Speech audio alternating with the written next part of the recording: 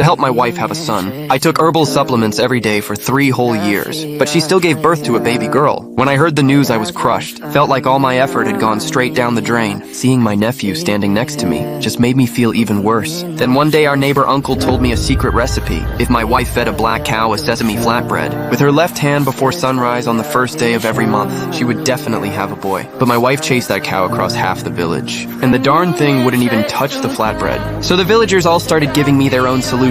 Some told me to pray to the gods.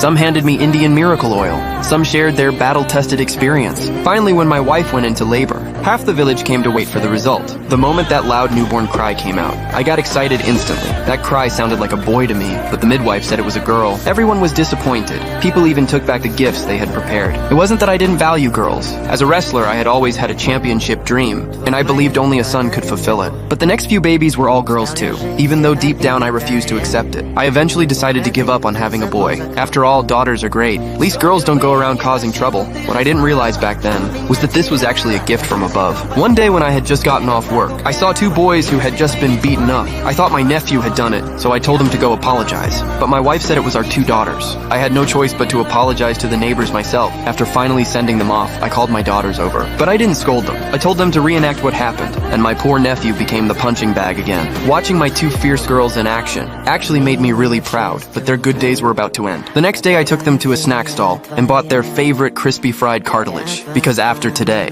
they would start training as wrestlers and say goodbye to all fried foods. The 2 of them looked at their mom in disbelief, but she could only shrug helplessly. Then I kicked off their hell-level training, but the skirts they wore weren't good for running. So I borrowed boys' clothes from my nephew and had my wife cut the long pants into shorts. But in India, girls aren't supposed to show their legs, so they felt too embarrassed to lift their heads, still under my authority. They had no choice but to follow orders.